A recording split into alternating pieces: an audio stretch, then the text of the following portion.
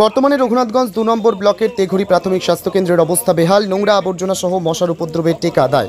বারবার স্বাস্থ্য পরিষেবা নিয়ে উঠছে প্রশ্ন। এর আগে বারবার ভগ্নদশা সহ হাসপাতালে পরিকাঠামো, স্বাস্থ্য পরিষেবা বেহাল নিয়ে শিরোনামে উঠে এসেছে তেঘুরি প্রাথমিক স্বাস্থ্যকেন্দ্র।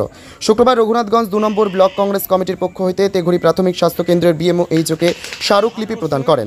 এদিন প্রায় ৮ দফা দাবি নিয়ে স্মারকলিপি প্রদান করা হয়।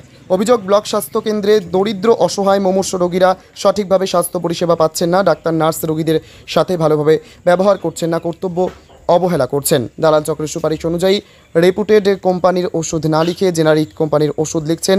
স্বাস্থ্যকেন্দ্র নিয়মিত পরিষ্কার পরিচ্ছন্ন না করার ফলে নোংরা আবর্জনায় স্তূপে পরিণত হচ্ছে। রোগীদের নিয়মিত সতেজ সবজি, তরকারি, প্রোটিনযুক্ত খাবার সরবরাহ করা হচ্ছে না। উপস্থিত ছিলেন রঘুনাথগঞ্জ ২ নম্বর ব্লক কংগ্রেসের সভাপতি আব্দুর কাসিম বিশ্বাস, টাউন কংগ্রেস সভাপতি মোহন মাহাতো, সংখ্যালঘু সভাপতি মীর কাসেম, কিষাণ কংগ্রেসের সভাপতি জহিরুদ্দিন মিয়া সহ ব্লক ও অঞ্চল নেতৃত্ব। জঙ্গিপুর থেকে তরিকুল শেখের রিপোর্ট, জঙ্গিপুর টিভি।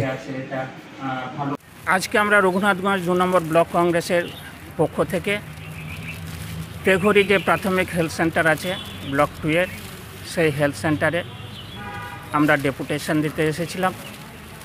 এই হেলথ সেন্টার এলাকার যে সমস্ত রোগী আছে তাদের সঠিকভাবে স্বাস্থ্য পরিষেবা দেওয়া হচ্ছে না। এখানে যারা ডাক্তার আছেন, নার্স আছেন, তারা কর্তব্যে অবহেলা করছেন। তার ফলে কয়েকদিন আগে এখানে এক অন্তঃসত্ত্বা মা সন্তান প্রসব করতে এসে সন্তান ভূমিষ্ঠ হওয়ার পরে সে পৃথিবীর আলো দেখতে পায়নি, সে মৃত অবস্থায় ভূমিষ্ঠ হয়েছে। এবং এখানে একটা দালাল চক্র চলছে, তারা প্রভাবিত করছে ডাক্তারদের, নার্সদের। তাদের মতো করে জেনারিক যে কোম্পানিগুলো আছে সেই ওষুধ লেখাচ্ছে, রেপুটেড কোম্পানির ওষুধ লেখা হচ্ছে না, ব্যবহার করা হচ্ছে না।